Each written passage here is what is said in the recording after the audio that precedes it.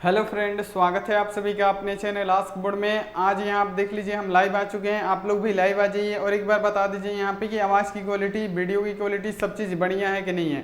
और सभी बच्चों को गुड मॉर्निंग। सभी बच्चे बताइए एक बार कैसे हैं। आज यहाँ आप देखिए, आज हम लोग पढ़ने वाले हैं क्या, आज हम लोग पढ़ने वाले हैं क्लास 12th का इंग्लिश का ऑब्जेक्टिव। तो यहाँ आप देख लीजिए आज के क्लास में हम लोग बिहार बोर्ड इंटर परीक्षा के लिए क्लास 12th का जो क्या है बाबू, यहाँ आप देख लें हम लोग क्लास 12th का यहाँ आप देखिए इंग्लिश का ऑब्जेक्टिव पढ़ने वाले हैं, जो आपके फाइनल बोर्ड परीक्षा के लिए काफ़ी ज़्यादा महत्वपूर्ण होने वाला है। और इंग्लिश का काफ़ी महत्वपूर्ण कितना, तो 30 वीवीआई ऑब्जेक्टिव प्रश्न बताएंगे जो आपके फाइनल बोर्ड परीक्षा के लिए काफ़ी ज़्यादा महत्वपूर्ण होने वाला है। तो सभी बच्चे एक बार शेयर कर दीजिए वीडियो, सभी बच्चों को बुला लीजिए, क्योंकि आज का क्लास बहुत ही ज़्यादा खास होने वाला है, बहुत ज़्यादा महत्वपूर्ण होने वाला है। क्योंकि आज के इस वीडियो में हम लोग इंग्लिश पढ़ने वाले हैं। इंग्लिश से बहुत सारे प्रश्न आपके एग्जाम में लड़ेंगे अगर आप लोग इंग्लिश हमसे करते हैं। तो चलिए सबसे पहले आपको क्या करना है, अगर आप लोग चैनल पे पहली बार आए हैं तो चैनल को सब्सक्राइब कर दीजिए। जल्दी जल्दी आप लोग चैनल को सब्सक्राइब कर दीजिए और जो बेल आइकन होता है उसको दबा के आप लोग ऑल पे कर लीजिए, ताकि जब भी लाइव क्लास हो नोटिफिकेशन आपके पास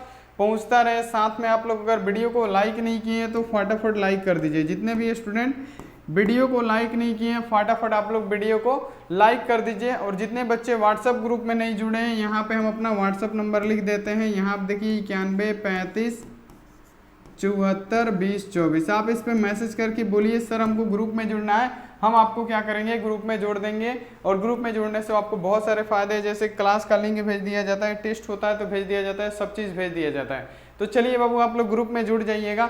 यहाँ पे देख लीजिए पहले नंबर क्वेश्चन से शुरू करते हैं। एक एक क्वेश्चन आपके लिए कीमती है, आपको एक एक क्वेश्चन का जवाब देना है। तो चलिए यहाँ पे पहला नंबर क्वेश्चन क्या है, देखिए यहाँ पे पहला नंबर क्वेश्चन है कि which language has become a global language, यानी ऐसी कौन सी भाषा है जो पूरे विश्व में बोली जाती है, ग्लोबल लैंग्वेज के नाम से जानी जाती है। तो बाबू कौन सी भाषा होगी जो पूरे विश्व में बोली जाती है।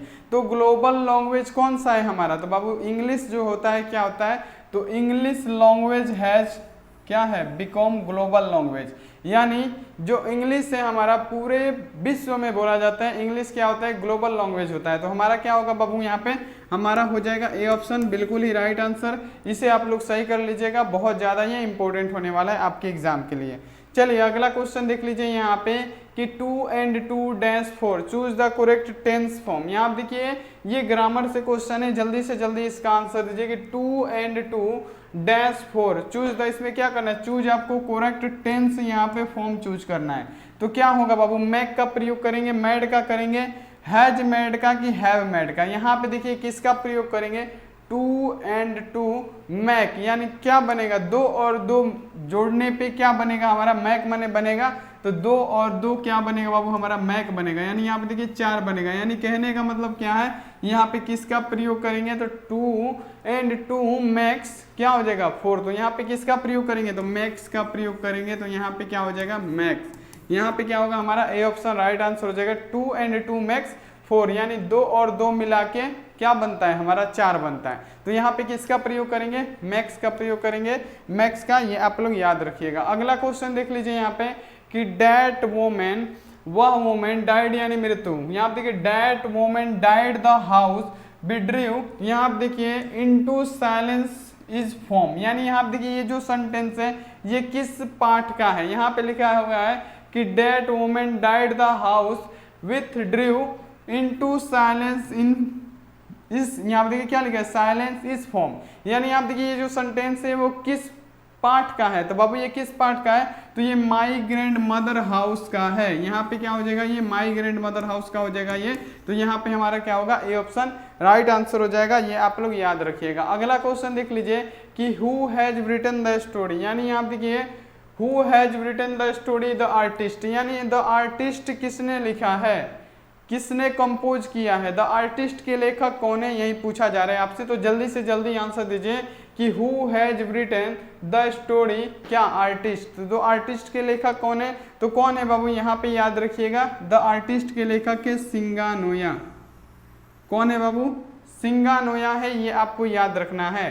द आर्टिस्ट के लेखक सिंगानोया है, ये आपको याद रखना है। ये बहुत ही ज्यादा महत्वपूर्ण प्रश्न है, ये आपके एग्जाम में बाबू आता है। चलिए अगला क्वेश्चन देखिए यहाँ पे, अगला क्वेश्चन है कि who decide the hit the snake, यानी किसने डिसाइड किया सांप को मारने के लिए। हिट मतलब क्या होता है, वो मारना होता है। यहाँ आप देख लीजिए क्वेश्चन में लिखा हुआ है कि who decide to hit the snake, यानी किसने डिसाइड किया सांप को मारने के लिए, तो किसने, तो बाबू यहाँ आप देख लीजिए लेखक ने यानी ऑथर्स ने D.H. लॉरेंस ने बाबू क्या किया था, वो डिसाइड किए थे सांप को मारने के लिए। और यहाँ देखिए सांप का कहाँ था, तो डीप सीप ऑफ वाटर यानी पानी के अंदर था। यहाँ देखिए who decide to hit the snake, तो बाबू कौन, तो D.H. लॉरेंस। बाबू कौन, D.H. लॉरेंस। यहाँ पे क्या होगा हमारा, ए ऑप्शन राइट आंसर हो जाएगा। ये आप लोग याद रखिएगा, ये आपके एग्जाम में भी पूछा जाता है। चलिए अगला क्वेश्चन देखिए, तो अगला क्वेश्चन है कि Martin Luther King junior was born in. बाबू पूछा गया प्रश्न है, आगे भी पूछा जाएगा। सभी क्वेश्चन काफी ज्यादा महत्वपूर्ण है, सभी क्वेश्चनों को आपको याद कर लेना है। चलिए पूछा जा रहा है आपसे कि Martin Luther King junior was born in, तो मार्टिन लूथर किंग जूनियर का जो जन्म हुआ था कितना में हुआ था, 1929 में हुआ था। ये आप लोग याद रखिएगा 1929 में हुआ था। कब बाबू, 1929 में हुआ था, ये आपको याद रखिएगा। कौन, तो मार्टिन लूथर किंग जूनियर का जो जन्म, बोर्न मतलब जन्म, तो उनका जन्म कब हुआ था, तो 1929 में 1929 में हुआ था। अब यहाँ पे देखिए इसका आंसर दीजिए कि ये पिंच ऑफ स्नूपेज, यहाँ पे बताइए कि ये पिंच ऑफ स्नूप क्या है। यहाँ आप देख लीजिए, जैसे आपको पता है कि इंडियन सिविलाइजेशन इज एस से, यानी वह एक निबंध है, इसी प्रकार आपको ये बताना है कि पिंच ऑफ स्नूप इज क्या है। तो आपको क्या बतलाए हैं, ए pinch of snoop is a short story.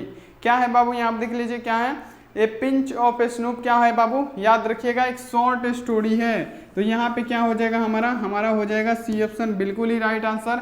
ये आप लोग याद कर लीजिएगा। चलिए अगला क्वेश्चन देखिए, तो यहाँ पे कि fire women is written by, बहुत ही बेहतरीन क्वेश्चन है बाबू कि फायर वुमेन के लेखक कौन है। जल्दी से जल्दी बताइए फायर वुमेन के लेखक कौन है। और सभी बच्चे एक बार शेयर कीजिए ताकि और भी बच्चे आ सके, एक बार सभी बच्चे लाइक भी कीजिए। अब बताइए फायर वुमेन के लेखक कौन है, तो कौन है बाबू, क्या पूछा गया फायर वुमेन के, तो कौन है बाबू, यहाँ पे याद रखिएगा KKN, यहाँ देखिए दारूवाला है। कौन है बाबू, फायर ह्यूमन के लेखक कौन है, KKN दारूवाला। इसे आपको याद रखना है, ये आपके एग्जाम में बाबू पूछा जाता है, 110% बाबू ये पूछा जाएगा। चलिए अगला क्वेश्चन देख लीजिए, यहाँ पे अगला क्वेश्चन है यहाँ पे कि Mahatma Gandhi has written the lesson, यानी महात्मा गांधी के द्वारा कौन सा पाठ लिखा गया है, कौन सा लेसन लिखा गया है। ये बाबू आता है प्रश्न में, तभी आपको बताया जा रहा है। तो जल्दी से जल्दी यहाँ पे सभी स्टूडेंट आंसर दीजिए। पूछा जा रहा है आपसे कि Mahatma Gandhi has written the lesson, तो महात्मा गांधी के द्वारा लिखित कविता कौन सी है, तो कौन है बाबू, तो इंडियन सिविलाइजेशन एंड कल्चर, यानी भारतीय सभ्यता। कल्चर में क्या होता है, संस्कृति, यानी भारतीय सभ्यता और संस्कृति के लेखक कौन है, महात्मा गांधी जी है। आपको याद रखना है, यहाँ पे क्या होगा हमारा सी ऑप्शन राइट आंसर हो जाएगा। चलिए अगला क्वेश्चन देख लीजिए कि KKN Daruwalla was a poet, यानी जो KKN दारूवाला थे वो किस, यहाँ पे कैसे पोएट थे, मतलब पारसी थे, हिंदू थे, क्रिश्चियन थे, क्या थे। ये भी एग्जाम में आता है बाबू, तो ये भी आपको याद रखना है कि KKN Daruwalla was dash poet, KKN Daruwalla कैसे कवि थे। तो ये कैसे कवि थे, तो ना ये हिंदू थे, ना ये क्रिश्चियन थे, ना ये मुस्लिम थे, क्या थे, तो KKN दारूवाला एक पारसी थे, पारसी यहाँ पे ये क्या थे, लेखक थे। ये आपको याद रखना है, यहाँ पे क्या होगा हमारा हो जाएगा सी ऑप्शन, बिल्कुल राइट। आप लोग एक एक क्वेश्चन को याद कर लीजिएगा, बहुत ज्यादा इंपॉर्टेंट है। अब बताइए सिंगानोया का जन्म कब हुआ था बाबू, बहुत ही बेहतरीन क्वेश्चन है। द आर्टिस्ट के लेखक अगर आपसे पूछेगी द आर्टिस्ट के लेखक कौन है, तो द आर्टिस्ट के लेखक कौन है, तो सिंगानोया है। अब बताइए सिंगानोया का जन्म कब हुआ था, उनका बोर्न कब हुआ था, तो उनका जन्म कितना में हुआ था, तो 1883 ईस्वी में हुआ था, 1883 में हुआ था। ये आपको याद रखना है किसका, तो सिंगानोया का जन्म 1883 ईस्वी में हुआ था। ये आपको याद कर लेना है, ये आपके लिए बहुत ज्यादा इंपॉर्टेंट है। अगला क्वेश्चन देख लीजिए कि who find Macavity lazy and half asleep, यानी यहाँ पे आपको ये बताना है 12 नंबर क्वेश्चन, बहुत ही ज्यादा यहाँ पे देखिए बहुत ही ज्यादा महत्वपूर्ण है। हु फाइंड्स, कौन ढूंढ रहा था Macavity lazy and half asleep, यानी कौन ढूंढ रहा था Macavity lazy and half asleep, तो कौन ढूंढ रहा था बाबू, तो यहाँ पे याद रखिएगा T.S. इलियट ढूंढ रहे थे। कौन, T.S. इलियट ढूंढ रहे थे। यहाँ पे आप लोग याद रखिएगा कौन, T.S. इलियट। तो यहाँ पे क्या हो जाएगा, who find Macavity lazy and half asleep की, तो इसका राइट आंसर क्या हो जाएगा टी.एस. एलियट, इसे आप लोग याद रखिएगा। अगला यहाँ आप देखिए doctor Zakir Hussain was born in, ये तो बहुत ही ज्यादा फेमस प्रश्न है, मोस्ट इंपोर्टेंट है बाबू, इसे आप लोग याद कर लीजिएगा। देखिए आपसे पूछा गया है कि doctor Zakir Hussain was born in, doctor Zakir Hussain का जन्म कब हुआ था? तो बाबू डॉक्टर जाकिर हुसैन का अगर आपसे जन्म पूछ दे तो डॉक्टर जाकिर हुसैन का जन्म 1897 में हुआ था, यानी 1897 में हुआ था। और कहाँ पे हुआ था? तो हैदराबाद में इनका जन्म हुआ था। कब? तो यहाँ आप देख लीजिए 1897 में हुआ था। तो यहाँ पे देखिए कौन सा ऑप्शन में है? तो यहाँ आप देख लीजिए ए वाला ऑप्शन में है, ए वाला ऑप्शन हमारा राइट आंसर होगा, ये आप लोग याद रखिएगा। चलिए अगला क्वेश्चन देख लीजिए कि एन एपिटेप इज रिटन बाय, यानी एन एपिटेप के लेखक कौन है? बाबू लेखक और यहाँ पे ये पाठ के नाम से बहुत सारा क्वेश्चन रहता है, तो ये सब करना आपके लिए काफी ज्यादा इंपॉर्टेंट है। बताइए एन एपिटेप के लेखक कौन है? जल्दी से जल्दी, एन एपिटेप के लेखक कौन है? एन एपिटेप इज रिटन बाय, तो बाबू कौन है? तो वाल्टर डीला मारे हैं, याद रखिएगा। कौन? वाल्टर डीला मारे। एन एपिटेप के लेखक कौन है? वाल्टर डीला मारे हैं, ये आप लोग याद रखिएगा, ये आपके एग्जाम में आता है 110%, ये आपको याद कर लेना है। चलिए अगला क्वेश्चन देखिए, तो अगला है कि I have a dream is a speech, यानी कहने का मतलब है कि आई हैव ए ड्रीम एक भाषण है, डिलीवर्ड किंग ऑन, यानी यहाँ आप देख लीजिए कहने का मतलब कि आई हैव ए ड्रीम एक भाषण है जिसको दिया था किसने? तो मार्टिन लूथर किंग जूनियर ने। वो कब दिया था? बाबू इसी प्रकार का क्वेश्चन बनता है बुक से, तो आपको इसी प्रकार का क्वेश्चन भी याद रखना है। यहाँ आप देख लीजिए I have a dream a speech delivered by Martin Luther king, तो कब? 28 अगस्त, कब बाबू? 28 अगस्त 1963 को ये दिया था लिंकनेल मेमोरियल पे। लिंकनोल मेमोरियल नामक एक जगह है, वहीं पे ये भाषण दिया था। ये भी पूछा जाता है कहाँ पे दिए थे? तो लिंकनोल मेमोरियल पे ये दिए थे, ये भी आपको याद रखना है। और जो मार्टिन लूथर किंग थे वो नेग्रो जाति से बिलोंग करते थे, वो नेग्रो जाति के लिए लड़ रहे थे। वो किसके यहाँ आप देखिए सिद्धांत पे कार्य कर रहे थे? तो महात्मा गांधी के सिद्धांत पे वो कार्य कर रहे थे। नॉन वायलेंसिंग और ट्रुथ के, यानी सच्चाई और अहिंसा के साथ वो काम कर रहे थे। तो ये भी आप लोग याद रखिएगा, ये आपके एग्जाम में आता है। अब यहाँ आप देखिए जॉन डोने इज ए, यहाँ पे देख लीजिए क्या लिखा है, John Donne is a dash poet, यानी यहाँ पे कहने का मतलब है कि जो जॉन डोने हैं वो कैसे कवि हैं? पहला यहाँ पे देख लीजिए वार कवि हैं, कि यहाँ आप देखिए रोमांटिक कवि हैं, कि मेटाफिजिकल है, कि यहाँ आप देखिए मॉडर्न कवि हैं। तो जॉन डोने की बात करें तो बाबू जॉन डोने कैसे हैं बाबू? तो जॉन डोने एक मेटाफिजिकल पोएट है। कौन बाबू? मेटाफिजिकल पोएट है, याद रखिएगा। जॉन डोने एक मेटाफिजिकल पोएट है, याद रखिएगा कि जॉन डोने एक मेटाफिजिकल पोएट है। यहाँ पे क्या होगा? सी ऑप्शन राइट आंसर हो जाएगा, यहाँ पे आपको याद रखना है, बहुत ही बढ़िया। और जॉन किट्स, यहाँ देखिए रोमांटिक पोएट, अगर आपसे पूछ दे कि रोमांटिक पोएट कौन थे तो बाबू रोमांटिक पोएट कौन थे? तो जॉन किट्स, यानी जो जॉन किट्स थे वो एक रोमांटिक पोएट हैं। कौन? तो इसे भी आपको याद रखना है। अगला क्वेश्चन देख लीजिए यहाँ पे, अगला है कि नानू काका वाजे भैरी डैश, ये भी क्वेश्चन बहुत ज्यादा बनाया हुआ है कि नानू काका वाजे भैरी डैश मैन, तो नानू काका वाजे भैरी क्लेवर मैन, याद रखिएगा नानू काका वाजे भैरी क्लेवर मैन। तो यहाँ पे क्या हो जाएगा? हमारा हो जाएगा डी ऑप्शन राइट, इसे आप लोग सही कर लीजिएगा, बहुत ज्यादा ये इंपॉर्टेंट है। अगला क्वेश्चन देखिए यहाँ पे 18 नंबर की, हु वाज लोमो, यानी लोमो कौन था बाबू? यहाँ देखिए बिजनेसमैन था, कि यहाँ देखिए एक गार्डनर था, कि ये क्या था? ए लैंड ओनर था, कि यहाँ देखिए एक ग्रोसर था। यहाँ पे आपको बताना था कि लोमो क्या है, तो बाबू यहाँ आप देख लीजिए लोमो एक लैंड ओनर था। क्या था? लोमो वाज ए लैंड ओनर, क्या बाबू? वह एक लैंड ओनर था, यानी यहाँ पे देख लीजिए क्या हो जाएगा? लैंड ओनर हमारा राइट आंसर हो जाएगा। और एक बार सभी बच्चे लाइक कीजिए सुबह सुबह, और एक बार शेयर कीजिए, और चैनल को सब्सक्राइब नहीं किए कर दीजिएगा। सभी स्टूडेंट इतना करिए, तो बहुत ज़्यादा इंपॉर्टेंट क्लास है, आपको सबको करना है। चलिए अगला क्वेश्चन देख लीजिए यहाँ पे कि simple living and high thinking is best, और ये सब क्वेश्चन कराने का मतलब है कि बाबू जो बुक से क्वेश्चन आता है ना, इसी टाइप का क्वेश्चन आता है। यहाँ पे पूछा गया कि सिंपल लिविंग यानी सिंपल रहना और उच्च सोचना, हाई थिंकिंग मतलब उच्च विचार उच्च सोच, ये कहाँ के कल्चर में पाया जाता है? तो बाबू ये हमारे कल्चर में पाया जाता है, इंडियन सिविलाइजेशन में, यानी भारत के कल्चर यानी भारत की सभ्यता में पाया जाता है। किसकी सभ्यता में पाया जाता है?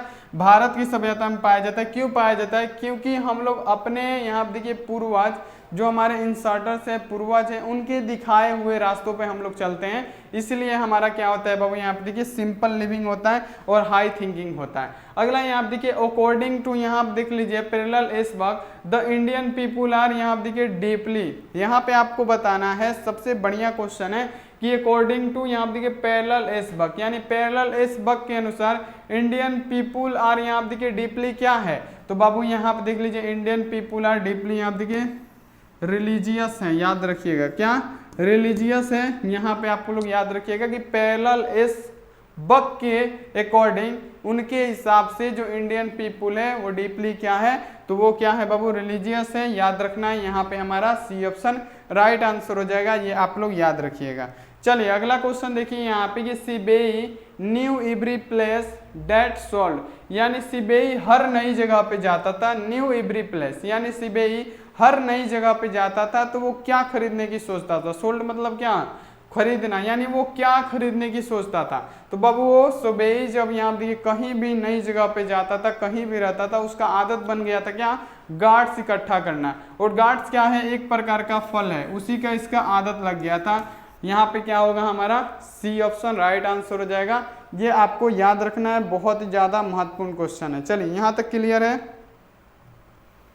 अगला क्वेश्चन देखिए कि child is born in Britain by, यानी यहाँ पे आपको बताना है कि चाइल्ड इज बोर्न के लेखक कौन है। ये भी क्वेश्चन बाबू जितना भी पाठ और नाम है ना, सब कम से कम 4 से 5 बार आया हुआ प्रश्न है, तो सभी बच्चों को ये सब क्वेश्चन याद होना चाहिए कि चाइल्ड इज बोर्न के लेखक कौन है। जल्दी से जल्दी आंसर दीजिए यहाँ पे 22 नंबर क्वेश्चन का सभी बच्चे कि चाइल्ड इज बोर्न के लेखक कौन है, तो बाबू child is born is Britain by, तो बाबू कौन, तो गिरमैन गी, जर्मन ग्री, यहाँ पे क्या हो जाएगा, यहाँ पे क्या हो जाएगा ए चाइल्ड इज बोर्न के लेखक जर्मन ग्रीड है, ये आपको याद रखना है, ए ऑप्शन हमारा राइट आंसर हो जाएगा। अगला क्वेश्चन देख लीजिए कि डैश, यहाँ देखिए लिखा है dash is the main character of story pinch of snuff, यानी आप देखिए पिंच ऑफ स्नूप के नायक कौन है, यानी आप देखिए मेन कैरेक्टर यानी नायक, यानी आपको बताना है कि पिंच ऑफ स्नूप के नायक कौन है, तो बाबू नायक तो हम सभी को पता है कौन है, नानू काका है, नायक नानू काका है।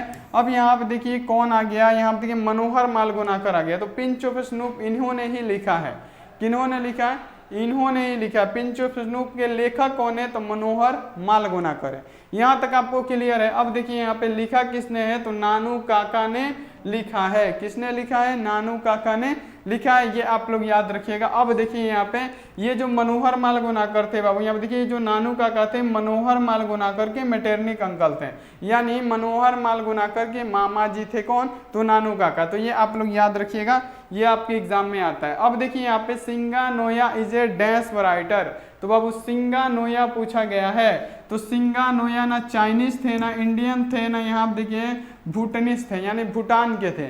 कहाँ के थे वो, तो सिंगानोया इज ए जैपनीज, यानी वो जापान के एक लेखक थे, राइटर थे। कौन, तो सिंगानोया इज ए जैपनीज राइटर, इसे आप लोग याद रखिएगा, ये आपके एग्जाम में पूछा जाता है।